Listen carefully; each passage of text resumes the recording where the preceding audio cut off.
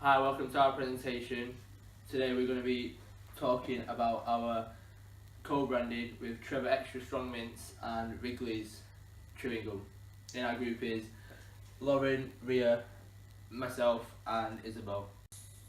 So a bit of background about Trebor Extra Strong mints. Brand name was produced in the UK and it was first made in 1935. It was sold to Cadbury's in 1989 and it is currently produced in the north of Sheffield. And it's part of Cadbury's. It's around 35 million packets a year produced. It is a local and international brand, so it's recognised worldwide, and the total annual revenue is between £5 and £10 million. For the SWOT analysis of Trebor, or also called the internal analysis, first of all, the strengths. Trebor is a really big and recognized brand, so it has really good relationship with its customers. It has a strong online worldwide delivery, so it's easier to sell its products. There is a creation of a Trebor master brand, and it has an excellent start for handling sales with a strong knowledge of the current products. For weaknesses, the things like Trebor has a really traditional images. So if you think about Trebor, you will think about really old people having this product. So these carry a difficulty to access to certain segments, such as, for example, the youngest segments, and in order to succeed during the analysis. And then the opportunities, there is a lot of products similar to Trebor in the market, but these products are really expensive or poor quality in comparison to Trebor. And then the threats, there are a lot of competitors in the market. So the best analysis, or also called the external analysis of Trebor, first of all, the economic factors. Well, there has been a recent economic downturn in the economy, so Trebor has been affected, and they had to redo their marketing campaigns and all that to just suit the actual situation. So the environmental factors, Trebor is known that for being a company that is really careful with the environmental problems. During the report of 2014 and 15, Trebor showed a really good analysis. They contribute hardly in the environmental thing. In the social factor, there has a really great impact the changes in customers' needs and wants on the Trebor pest analysis, because customers nowadays have changed their preferences. For example, they now consume more gums than mints, so their preferences has changed, and that affects to Trebor. Now, from the technological factor, with the new technologies such as advertisement and all that, Trebor has gained a lot of prestige. For example, in several campaigns that can be used to increase its sales. And political and legal, well, the health campaigners have made the new, they say that the sugar that is contained in the Trebor's mints, well, is the new tobacco, so it affects really the image that the consumers have about this product. So the other product in our co-branding presentation is Wrigley's. Just some background information. It was founded on the 1st of April 1891, and they originally manufactured products such as soap and baking powder, but they reoriented the company to just produce chewing gum after it was so popular in 1892. And in 2008, Mars Incorporated acquired Wrigley's for $23 The SWOT analysis of Wrigley's starts with the strengths. It's strong advertising and it has a really good recall value. It also has attractive and eye-catching packaging, as you can see here. Wrigley's products have a really good quality perception in the public eye. There's always good distribution of the product, and the strong brand name creates a really good image for them to sell under loads of different names. In the weaknesses, the advertising has weakened over the years, as the bubblegum market has a very niche target in segmented children and compared to chewing gums. More jelly sweets have been chosen over chewing gum, especially by the younger audience.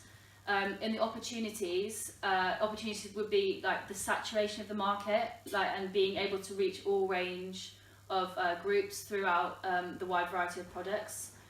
The threats are there's only so much innovation you can implement into a chewing gum. It's quite a basic product sort of thing. For instance, flavours and packaging, so it's very limited once you've covered all of those aspects. In the pest analysis of Wrigley's, in the economic factors, the US chewing gum market has been going through a hard time in the past few years, so sales have plummeted. There's a lack of interest among teenagers and younger people, and the rise in sugar prices also don't help that either. Chewing gum has faced decreasing social acceptability, and this has especially been reduced of consumption in the US. The market's loss by chewing gum was quickly picked up by mints, hence why we thought it would be good to put the two together for our co-brand. The political and legal factors. In 2003, local council received 500,000 complaints about chewing gum causing pollution on pavement, shoes, or worse, in people's hair and stuff like that. It's also costly to the government, as the removing of each piece dropped on the floor is about 10p, which it does add up. There's also a gun summit which has been held where delegates basically try to stop the production of chewing gum, lobby really hard against it. They've become increasingly tired of the population in major cities, which is why they've been creating this movement. The social culture, there's $4 billion gum industry has gone into free fall, as I said, with sales falling down 11% and volumes down by 20%. There seems to be a lack of innovation in gum, as I said previously, in one of the threats for our co-brand. Decreasing gum sales due to the public obsession with all things healthy and natural. Things have shifted to a very healthy way of life. As I said here, mints are picking up the slack. As gum sales have dropped, mint sales have grown by nearly 20% in the last 5 years. Finally, moving on to the technological factors. Advances in technology such as improved methods of marketing have made Wrigley's able to improve and develop their products in all hours of the day and actually target their segmented market. They've allowed Wrigley's to build a strong brand image and product portfolio through innovation. And finally, the environmental factors, as I said, pollution and threats to wildlife. The RSPB reports a significant danger to birds. And chewing gum has received quite a lot of bad press due to the increase, as I said, of eye pollution on pavements and in major cities and things like that. In the competitor analysis, we chose to compare Wrigley's with Trident, as they are the two main competitors in the market. The strengths of Wrigley's are, as I said, it's a market leader in chewing gum sales, and it has 86.1% of market share in 2008. They're sort of portrayed in a good light as they operate an oral healthcare program to show customers the benefits of chewing gum and how it's healthy for you. They're the leading manufacturer. Wrigley's gum flavour lasts longer and has better characteristics than Trident. And as you can see, in supermarkets, Wrigley's is 39p and Trident is 50p, so that's a major factor in influencing people to buy the product. The weaknesses of Wrigley's, however, it's seen as more of an older brand, as it was founded in 1891, and has bad press for the flavour not being as long lasting as people would hope, even though it is sort of longer lasting. The strengths for Trident, they launched a TV ad to encourage consumers to break the gum revolution, so they're clearly making a dig at Wrigley's. They want to try and break the monopoly, give other companies a fair share and a fair chance to compete within the market. Bringing a truly new and different kind of chewing gum into the market, meaning they really want to have something new, they want to excite people by their product. The weaknesses, however, are they have a really low share in the gum market of 10.1% in 2008, and as I said, they received over 500 complaints about an ad campaign being potentially racist and can cause a problem in gastronomical problems in humans. So we've got some background information of our co-brand. So the product we're proposing to create is a chewing gum with the strong taste of a Trebor mint. So there's currently minty chewing gums in the market, but none of them have got a long-lasting taste. of the Trebor mint. It's creating a gap in the market as Trebor mint hasn't got a gum. It only lasts for 5 minutes, or for people who chew it, only a couple of minutes. The main purpose of the product is for it to be long-lasting fresh breath. Competitors don't offer this product at all in chewing gum. Most chewing gums last for no longer than half hour, if that. Another weakness from competitors is if there's a lack of variety within the chewing gum market. So this co-brand allows the customer to have the best of both worlds by chewing gum and experiencing a taste of the Trebor mint. Chewing gum often only provides short-term fresh breath as the taste often fades away, so you can only chew them for a short period of time, whereas the idea is to last for over half an hour. Most Wrigley's chewing gums aren't extremely strong, so this will appeal to the wider market, including consumers who buy the Trebor mint, as well as consumers who buy extra chewing gum. Wrigley is one of the largest manufacturers and marketers of chewing gum in the world, and it sells to over 180 countries worldwide. Co-branding with Wrigley's enables Trebor to have a huge global market, as it's already got customers existing in these countries, so it'll be easy for them to break into these countries. This includes like Europe, USA, Asia. Less marketing will need to be done as they've already got a strong customer base and brand loyalty. Wrigley had a revenue of $5.3 billion in 2007, showing that they're a hugely successful business. It's likely to strengthen both brands in the existing markets, and it could lead to increase in sales for both companies, which will lead to an increase in profitability, which is beneficial for them both, and it provides them both an opportunity to be innovative. Competitors would include Orbit and Trident in the UK, which are popular chewing gums. The co-brand will add to the value of both the brands.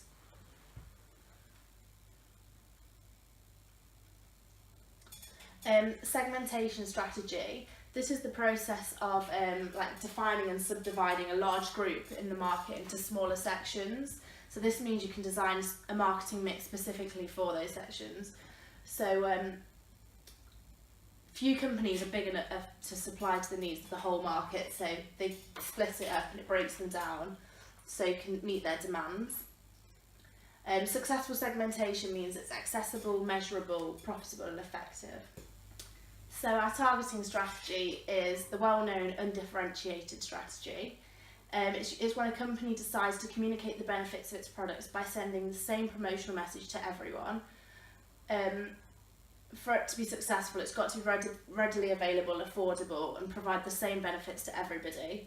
So our age range is between 14 and 70, so we're going to target several different groups, so we need to consider them all and assess all their needs so we can increase our profits. Because we're targeting a variety of customers, we need to take into consideration all of their needs. So, for instance, billboards of the products being used in different environments, like the workplace and offices, coffee shops and universities, so it will appeal to everybody. So we're going to choose different advertisements to make sure we reach them. So our positioning strategy, in order to be successful, it needs to be clear and consistent messages to the customers to prove our competitiveness, and it needs to be credible. Positioning is not what is done to the product, it's what is created in the minds of the target customers. And in Trebor Strong mints, there is a strong need of new positioning plan. So customers have an old-fashioned image of this product as it has been around for a long time.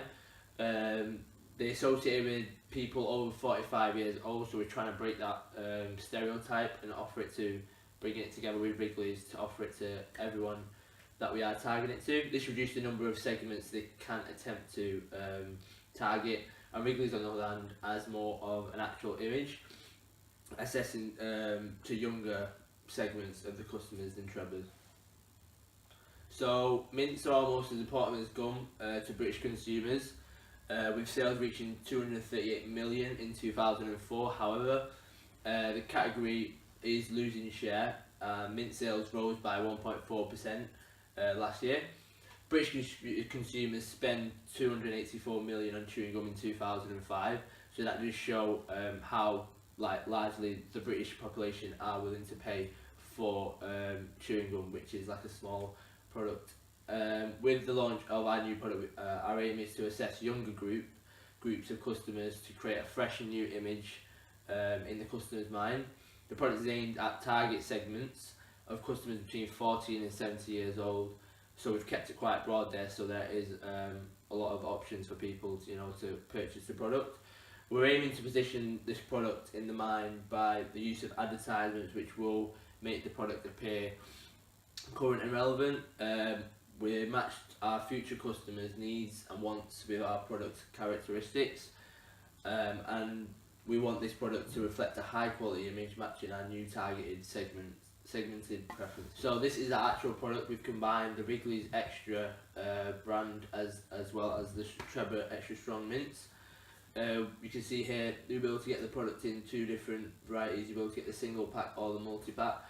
A product is anything that is offered to a market for attention, acquisition, use or consumption that may satisfy the need or want. So by researching the 2 brands, we feel that bringing them together will meet the needs of the customer. Now going into the levels of the product, our core of the product is the long-lasting taste. Many chewing gums out there haven't got this aspect within them, so we think that by bringing this into our new co-branded product, we will be able to cover that gap in the market. Our tangible is the actual chewing gum. Now this has come from the Wrigley side of the brand. Our additional is the Fresh Breath and Extra Strong. Now we've implemented that through the Trebor Strong mints. They're the standard characteristic that you expect with the mints themselves. Bring them into chewing gum allows the consumer to have the best of both worlds, as mentioned before. Now the future for our product is a healthy teeth campaign. Now the way we can do this is by offering information on the internet, websites that we provide to show the customer what they'll be getting when they do purchase the product and how they can carry that on into the future.